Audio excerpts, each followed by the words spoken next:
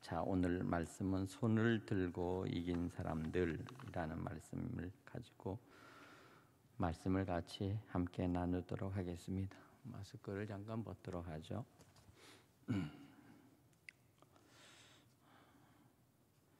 날이 제법 이제 푸근하게 날씨가 점점 기온이 올라가고 있습니다.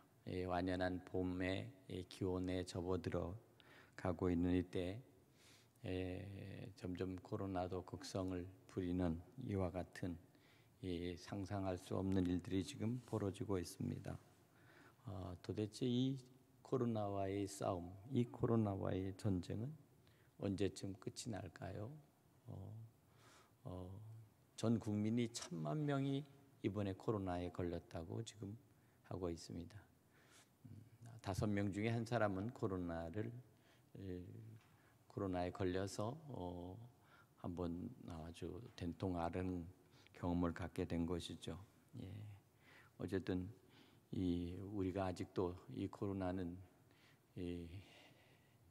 과연 언제 끝날지 알 수 없는 이 전쟁 속에서 우리는 이 코로나와 싸워서 승리해야 될 줄로 믿습니다.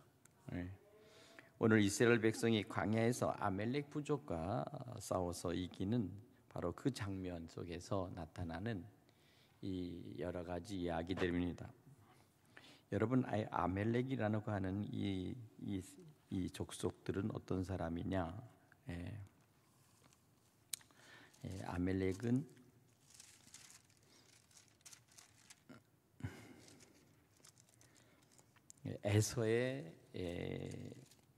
에서의 자손들입니다. 그런데 이 에서의 자손들인 이 아멜렉이 이 광야에서 그들이 집단적으로 이제 살고 있었는데 이들이 애굽에서 나온 이스라엘 백성들과 서로 부딪히게 됐습니다. 사실 보니까 참 아주 얕볼 수밖에 없는 그런 종족들이죠. 이스라엘 한 번도 싸워본 적이 없고 애굽에서 어쨌든 400년 동안 살다가 잘못돼서 노예처럼 종처럼 살다가 이제 모세를 지도자로 삼아서 이제 가나안 땅으로 들어가는 과정 속에서 제일 첫 번째 부딪히고 만났던 이 족속이 바로 아멜렉입니다. 그러니 이 아멜렉을 맞이하여서 이제 이들이 서로 싸우게 되는데 이게 보통 큰 문제가 아닙니다. 왜냐하면 이 광야에서 억새 빠진 그리고 정말 들짐승처럼 살아가는 이 아멜렉 사람들에게 있어서는 사실 이스라엘 사람들은 사실 상대가 되지 않았던 것이죠. 그렇기 때문에 이와 같은 이 상대 속에서 어떻게 하면 이것을 이길 수가 있을까? 바로 그것이 바로 가장 큰 문제였습니다. 사실 어떻게 보면 사실 이 아멜렉 족속들은 사실은 바로 야곱과 에서가 형제인 것처럼 바로 그 형제지간이기 때문에 이 아멜렉은 에서의 그 후손으로서 이들이 이제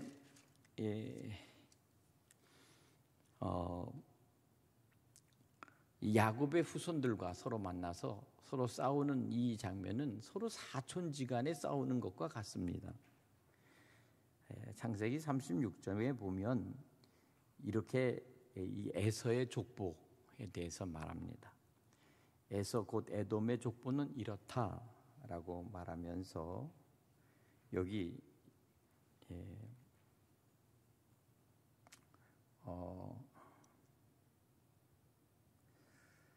36장 창세기 36장 9절에 이렇게 말합니다. 세일산에 있는 에돔 족속의 조상 에서의 족보는 이러하고 그 자손의 이름은 이러하니라. 에서의 아내 아다의 아들은 엘리바스요, 에서의 아내 바스맛의 아들은 루엘이요 엘리바스의 아들은 대만 오말 스보 가담 그나스요. 에서의 아들 엘리바스의 첩 딥나는 아멜렉을 엘리바스에서 낳았으니 이렇게 말합니다. 에서의 아들 엘리바스가 자기 첩을 하나 두었는데 그 여인이 딥나입니다. 그러니까 그 딥나에게서 난 자식이 바로 아멜렉입니다. 이 아멜렉, 그 아멜렉에서부터 퍼져나온 이 족속이 바로 오늘 여기 이스라엘과 이제 서로 부딪혀서 광야에서 서로 싸움을 할 수밖에 없는 그러한 상태로 이렇게 지금 서로 대치하고 있는 것입니다.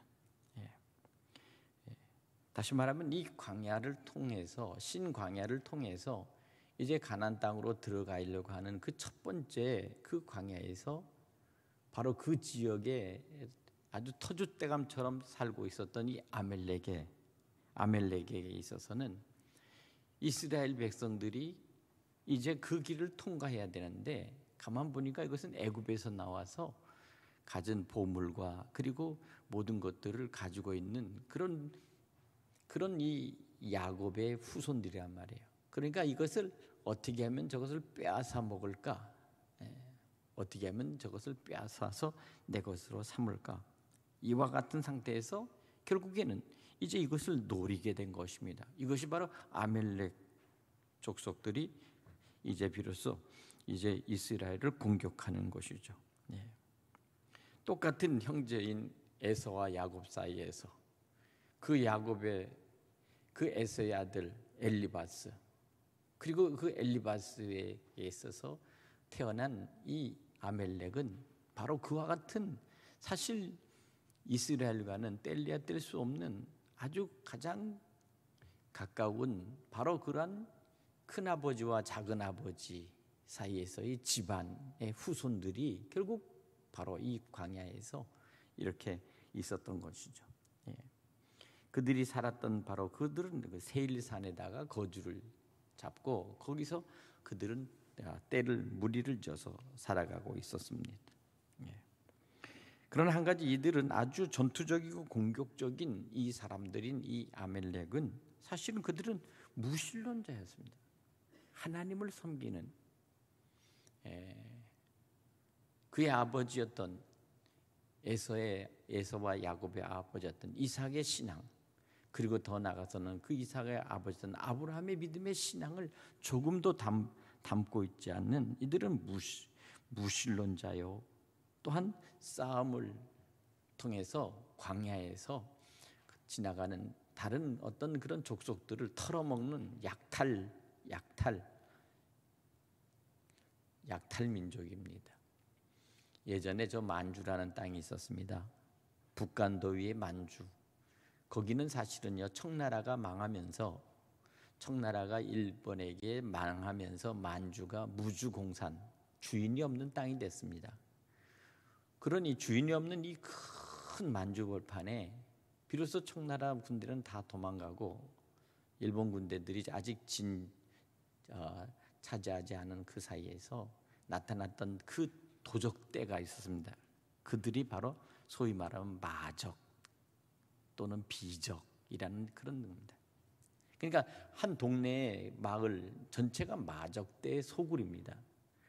한 큰 집단의 큰 마을에 그 소굴이 비적입니다. 그러니까 서로 이쪽 마을은 저쪽 마을을 털고 저쪽 마을은 이쪽 마을을 공격하고 하면서 그렇게 하면서 서로 이제 힘이 있는 그런 그 세력들이 결국에는 이와 같이 약탈을 해먹고 강도질을 하고 떼거리로 돌아다니는 이와 같은 것들이 바로 만주에서 일어났었습니다.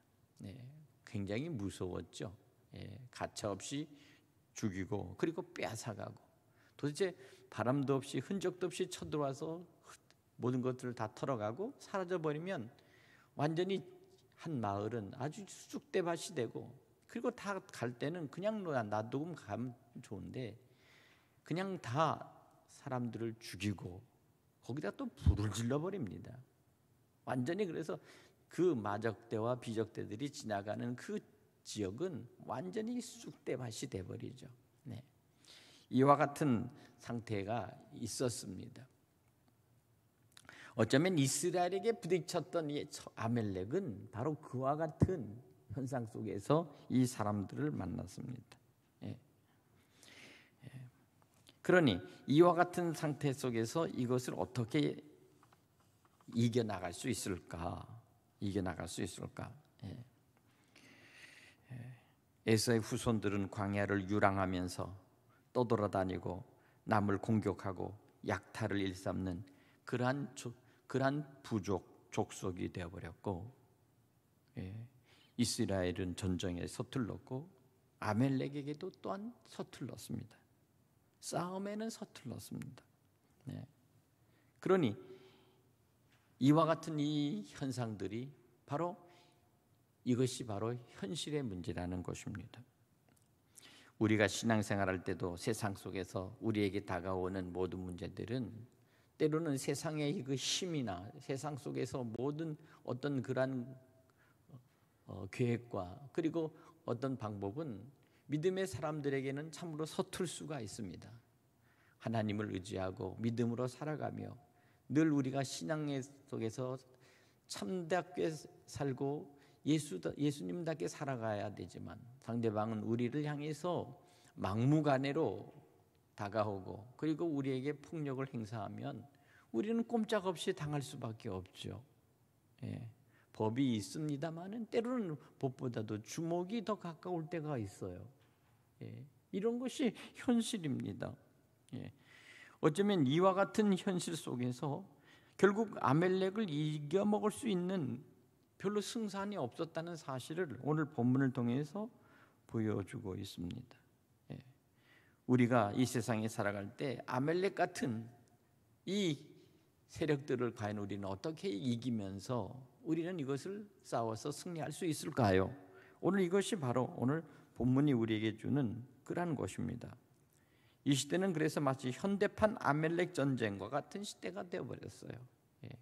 힘세고 강한 나라가 약하고 그리고 빼앗기 좋은 나라, 이런 나라들을 서슴없이 공격하고 그리고 그들을 빼앗아갈 뿐만 아니라 무차별한 살상과 죽음을 하는 것이 이것이 바로 현실입니다.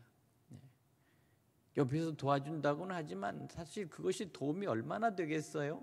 사실 죽기 살기로 싸우면서 어쨌든 나라를 지키고 민족을 지키면서 발버둥을 쳐보지만 그러나 힘이 강한 자와 힘이 약한 자의 싸움은 정말 불보듯이 뻔하고 수도 없이 많은 무고한 시민들이 희생당하고 어린아이들이 죽음을 맞이하는 것을 볼 수가 있습니다. 오늘 여기 본문에 있는 말씀은 한 전투의 장면을 기록한 것입니다.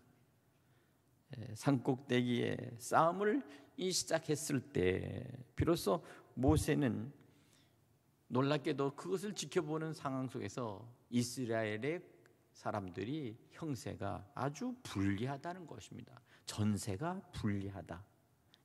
다시 말하면 지고 있다는 것이죠. 밀립니다. 전투에서 밀리고 싸움에서 계속 죽어나가는 숫자가 늘어날 때 비로소 이제 승산이 없는 것입니다.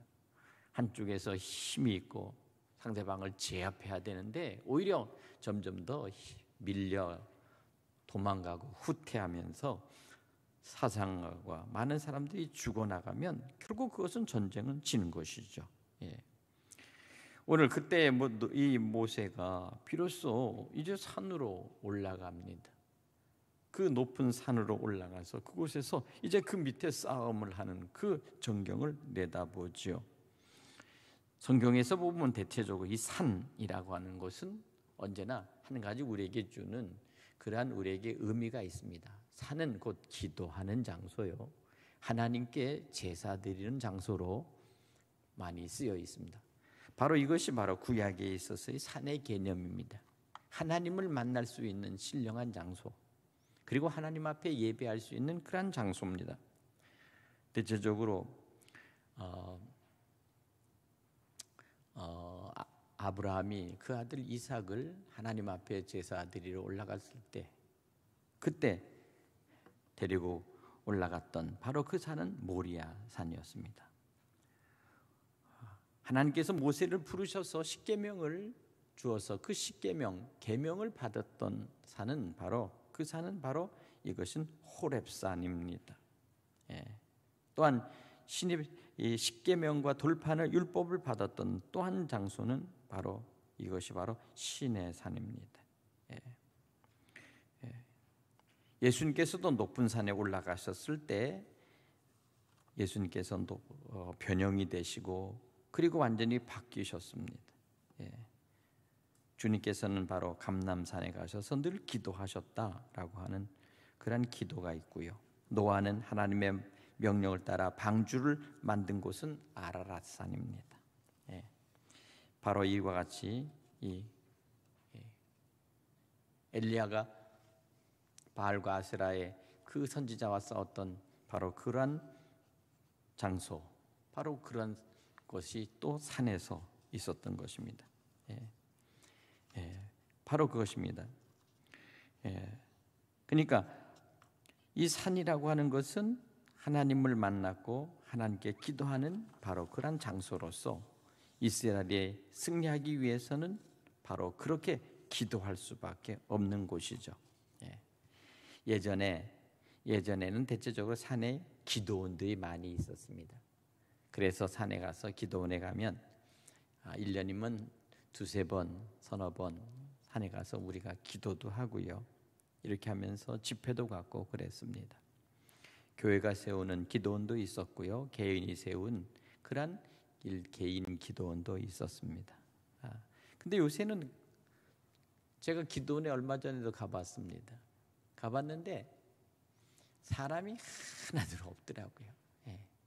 물론 그때가 2월 달인가요? 그때 갔습니다. 가서 기도원을 가서 봤는데 정말 사람이 하나도 없더라고요. 예전에는 참 사람들이 많이 기도하던 장소였는데 이제는 사람들이 기도를 안 해요. 참 그것이 안타까운 일입니다. 우리나라에 있어서 점점 영성이 식어져가는 그런 것이 아닌가 싶습니다. 예전에는 기도원마다 사람들이 꽉 차서 그 기도하는 소리가 밤새도록 울렸는데 왜 이렇게 사람들은 이제는 기도원을 멀리하고 기도하지 않을까? 바로 그것은 이 사회가 점점 더 바빠지고 더 생활 방식이 다양해지고 현대인들의 시간에 쫓기니까 어른도 바쁘고 아이들도 바쁘고 청소년들도 바쁘고 바쁘다는 이 핑계로 인해서 조용한 곳에 있는 이 기도의 동산들을 찾지 않는 바로 그와 같은 것이 바로 지금의 문제입니다. 하지만 이 모세처럼 정말 죽느냐 사느냐 흥하느냐 망하느냐 하는 이 기로에 서 있을 때 비로소 산으로 올라가서 하나님 앞에 손을 번쩍 들고 기도한다는 것입니다. 모세는 미디안 광야에서 40년 동안 양을 치고 그렇게 살다가 하나님의 말씀을 받고 부름을 받았습니다. 그리고는 호렙산에 가서 비로소 하나님의 음성을 듣습니다. 모세가 든 이 지팡이는 호신용이기도 하지만 양을 지키는 그런 도구이기도 합니다. 그러나 하나님의 부르심을 받고 하나님의 종이 된 이후에는 이 지팡이는 바로 하나님의 지팡이가 되었습니다. 모세가 하나님의 종이 된 후에 모세의 시간과 모든 삶은 완전히 하나님의 것이요 하나님의 소유가 된 것입니다. 모세의 인생이 달라졌고요. 모세가 그 지팡이를 가지고 그가 나갔을 때는 이제는 이스라엘의 이 백성들이 바로 이제 이들이 양무리가 되어지고 모세는 목자처럼 이들을 데리고 이제 하나님께서 명하시는 장소로 저들을 이끌어 가게 된 것입니다. 오늘 우리는 이와 같은 상황 속에서 정말 하나님께서 모세와 함께 하시면서 하나님의 지팡이인 이 손에 지팡이를 짚고서 모세가 산으로 올라갔다는 것은, 이것은 하나님이 이제 이 전쟁을 직접 지휘하시고 이 전쟁을 이끌어 가신다 하는 그러한 의미가 있습니다. 오늘 우리는 정말 이 나라를 이끌어가는 지도자들이 그 마음속에 무슨 생각을 하고 앞으로 이 나라를 이끌어갈지 참으로 궁금합니다. 더 좋은 나라, 국민이 원하는 나라라고 하는 슬로건을 걸고 있지만 과연 그것이 얼마나 지켜줄지는 알 수가 없죠. 매번 정권들은 초창기에는 마치 국민을 하늘처럼 떠받들듯이 하는데 불과 시간이 지나면 제멋대로입니다. 결국 결과적으로는 결국 국민에게서 결국 심판을 받게 되는 것이죠. 우리는 먼저 하나님께서 우리와 함께 하실 때 모세에게 있어서 분명한 것은 그가 하나님의 손에 붙들린 지팡이가 있었다는 것입니다. 이것을 놓지 않는 한 모세는 그가 비로소 하나님의 뜻을 실현하는 바로 하나님의 종으로서 역할을 다 하는 것이죠. 다윗도 시편 23편에 주의 지팡이와 막대기로 나를 안위하시나이다 이렇게 고백을 했습니다. 사랑하는 여러분, 오늘 우리는 우리 스스로가 정말 하나님 앞에서 하나님 나에게 참 믿음의 지팡이, 기도의 지팡이를 주십시오. 모세에게 들려주었던 그 지팡이, 보잘것없는 나무 막대기 같지만 그러나 그 막대기 같은 그 지팡이 하나로 홍해를 가르고 이스라엘 백성들을 구원하고 할 수 있는 그와 같이 우리에게도 그와 같은 믿음의 지팡이를 주십시오. 이렇게 우리가 기도해야 될 줄로 믿습니다. 한 가지 여기서 모세가 갈 때 바로 두 사람이 동행할 것을 간청하고 데리고 갑니다. 두 사람이 모세와 함께 같이 산에 올라갔습니다. 바로 모세를 돕는 바로 그와 같은 사람입니다. 바로 여기에 그의 형인 아론이 있었죠. 그리고 또한 그의 모세를 돕는 후원자였던 훌이 있었습니다. 이 두 사람이 모세와 같이 산 꼭대기에 올라가서 모세를 도우면서 같이 옆에서 중보의 기도를 드리는 것입니다.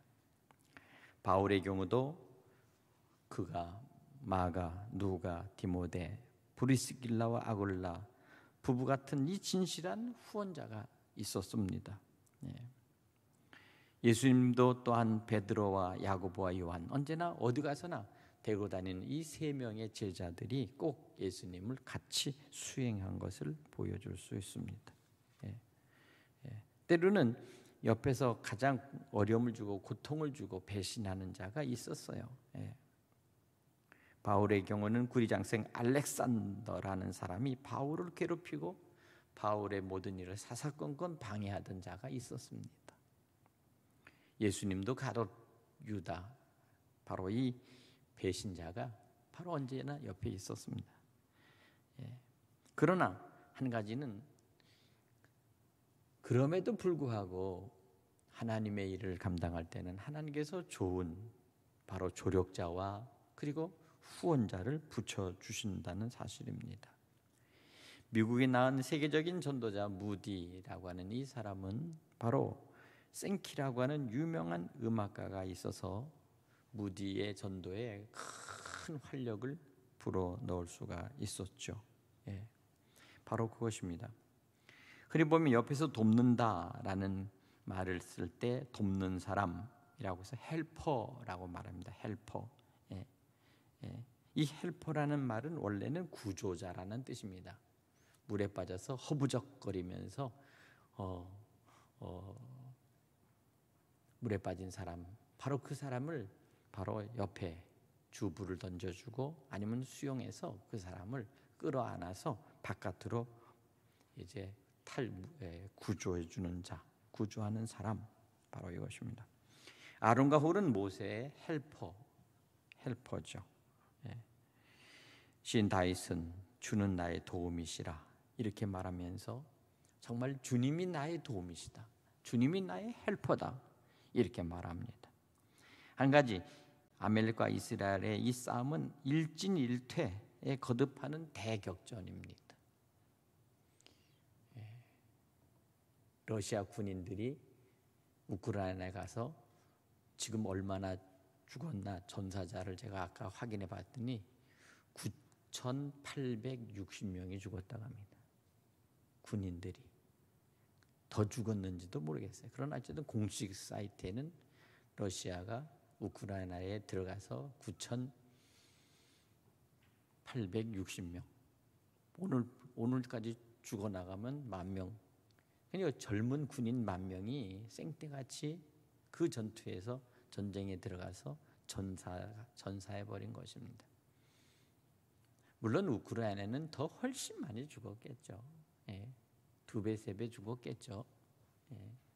무차별하게 공격하고 무차별하게 살상을 하니까 시민, 군인 할 것 없이 지금 죽어나가고 있겠죠. 그 수는 셀 수 없을 만큼 많이 죽었을 것입니다. 그러나 생각해 보세요. 그 군인들이 무슨 죄가 있습니까? 그 군인들이 무슨 잘못이 있습니까? 권력에 눈멀고 정복, 세상의 전쟁에 눈멀은 그러한 전쟁광인, 그런 사람들이, 그 지도자들이 벌이는 바로 그 속에서 정말 눈에 넣어도 아깝지 않을 그 자식들이, 때로는 형제들이, 때로는 가장들이 전쟁에 나가서 그렇게 허무하게 죽어 나간다는 겁니다. 이것은 정말 역사적인 비극이요, 이것은 고통이죠. 얼마나 많은 사람들이 가슴을 치며 울겠습니까? 어쨌든 아멜렉과 이스라엘이 일진일퇴를 하면서 대격전을 벌일 때 모세가 손을 듭니다. 그러면 놀라게도 전세가 유리하게 됩니다. 모세가 손을 내리면 또 불리하게 되고, 결국 이건 뭡니까? 손을 들었다는 것은 하나님의 도움을 요청하는 신호다라는 사실입니다. 또 한 가지는 보통 전쟁에서 손을 번쩍 들면 그것은 항복한다는 표시잖아요. 그렇죠? 우리가 하나님 앞에 손을 번쩍 드는 것은 바로 하나님 앞에서 하나님 우리를 구원해 주십시오 하고 나서 하나님 앞에 도움을 요청하는 표시가 되는 것입니다. 친한 친구끼리 손을 번쩍 들면 그것은 환영의 표시입니다. 환영의 표시. 오늘 사랑하는 여러분, 이스라엘과 아멜렉의 싸움 속에서 결국 어떻게 합니까?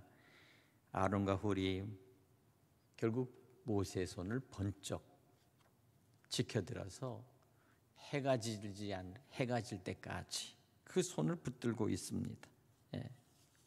결국 어떻게 했습니까? 그렇게 하면서 결국 이스라엘이 아멜렉으로부터 전쟁에서 승리하게 되는 것이죠. 그날의 결국 승리를 기념하기 위해서 모세가 바로 그 장소에다가 바로 여호와 니시라고 그렇게 말합니다. 여호와 니시라는 말은 하나님은 우리의 승리의 깃발, 승리의 깃발, 승리의 깃발이다. 하나님은 우리의 승리의 깃발이 되신다. 그러면서 오늘 본문 16절에 보니까 여호와께서 아멜렉과 대대 싸우리로다. 대대로 싸우리로다.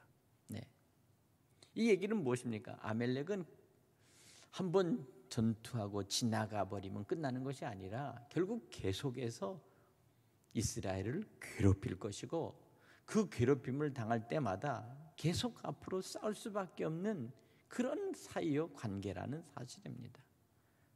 참 우리는 세상 속에서 우리가 한번 싸우고 불쾌하게 얼굴 붉히고 돌아서면 끝나는 그런 상태가 아니라 계속 만나고 또 만나면 또 다툼이 있고 또 싸우면 또 다시 그것을 뭔가 시비를 가려야 된다고 하는 이것은 참 괴로운 일이죠.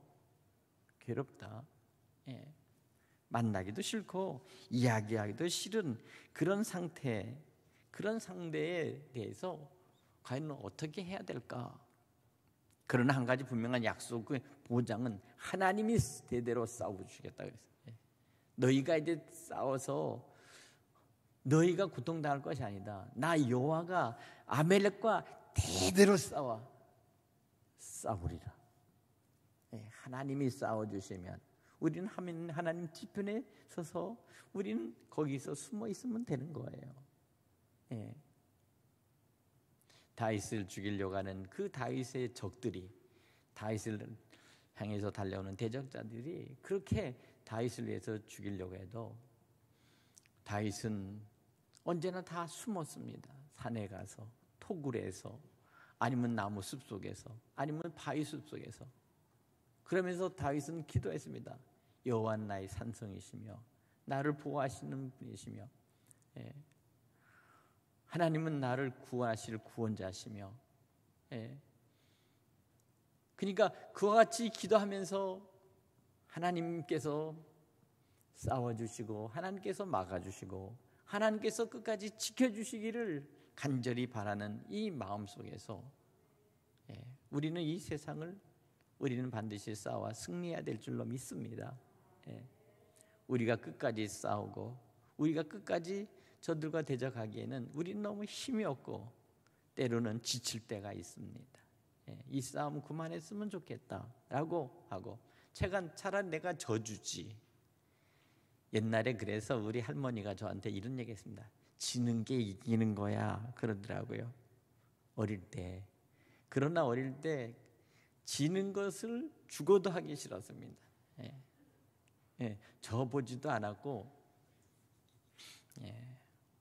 외동아들로 태어나서 누군가 싸워본 적도 없지만 또 한 가지는 져본다는 것은 생각도 못했잖아요. 그래서 형제가 많으면 서로 싸워서 이기기도 하고 지기도 하고 서로 타협도 보고 서로 뭐 이렇게 둥글둥글 사는데 이게 외동아들로 태어나니까 이게 서로 사회 활동이 안 돼 있었습니다. 타협할 줄도 모르고 그리고 서로 이 모든 것들을 용서할 줄도 모르고 이러다 보니까 힘이 약하면 번번이 나갔다가 얻어 터지고 맞고 그리고 돌아오죠. 거기다 형제가 많은 애들하고 싸우면은 뭐 완전히 오히려 당하지요. 그래서 참 그런 어릴 때 저의 핸디캡이 있었습니다. 그래서 형제 많은 게 그렇게 부러웠어요. 나는 왜 형제가 없었을까? 그래서 제가 학교 다닐 때는 형제 많은 친구하고 사귀었습니다. 그래서 그 집에 가서 늘 붙어서 같이 얻어먹고 같이 지내고 놀고 공부하고 그래서 제가 대체적으로 사귀는 친구들은 그 집안에 가족들이 많아요. 참 그렇게 했던 기억이 납니다만은 어쨌든 하나님께서 모세와 함께 싸워줄 때 그때 여호수아와 갈렙은 나가서 승리하고 전투에서 승리했습니다. 하나님께서 모세에게 말씀합니다. 야 모세야 여호수아 갈렙에게 너는 대대로 지금 이 싸움에서 여호와께서 친히 아멜렉과 싸워서 이겨주시겠다 이 약속하신 이 말씀을 저의 귀에 못이 박히도록 이 얘기를 해라. 여호와니 씨. 자, 오늘 우리가 이 저녁에 다시 한번 우리 가슴속에 새겨야 될 말씀은 바로 그것입니다. 하나님이 나와 함께 하셔서 나를 대신해서 저들과 싸워주신다. 하나님은 언제나 나의 편이 되시고 여호와 니시의 하나님이시다. 우리가 싸워서 승리하려고 우리가 저들을 대적하는 것이 아니라 모든 싸움은 여호와께 맡기고 여호와께서 친히 저들과 싸워서 승리하실 수 있도록 우리가 전적으로 믿음으로 주님 앞에 의지하고 나가자. 네. 오늘 세상 속에서 수도 없이 우리는 그와 같은 믿음을 가지고 우리가 싸워야 될 줄로 믿습니다. 예. 그래서 이 험한 세상, 하나님은 곧 나의 하나님이시며 하나님은 나의 편이 되시며 우리가 그와 함께 또한 우리는 하나님 편에 서자. 예. 하나님의 편에 서서 우리가 겸손하게 손을 높이 들 때 하나님께서는 우리의 도움의 손길을 외면하지 아니하시고 성령께서 여러분의 손길을 붙잡아 주시며 하나님께서 이기게 해주신다는 사실을 꼭 기억하시기를 바랍니다. 네. 화내고 그리고 분노하고 소리 지르는 것은 지는 것입니다. 오히려 우리는 더 겸손하게, 더 조용히, 그리고 더 우리는 분명하게 하나님을 의지하고 담대하게 나가면 반드시 하나님은 여호와 니시의 하나님으로 우리는 반드시 이기게 될 줄로 믿습니다. 예. 정의 편에 서며 진정한 공의 안에서 하나님 앞에 정직하게 나가면 반드시 하나님은 우리와 한편이 되어 주신다는 사실을 여러분 믿으시기 바랍니다. 예. 이 세상은 존 메가더 목사님이 진리의 전쟁이다 그랬어요. 우리의 삶의 터전에 있어요. 모든 싸움과 전쟁은 진리의 전쟁이다. 그렇습니다. 결코 진리가 승리한다는 사실입니다. 예수 안에서의 참된 생명의 진리, 복음의 진리, 하나님 편에 설 때 하나님께서 반드시 여러분들을 반드시 이기게 해 주실 줄로 믿습니다. 예. 기도하겠습니다.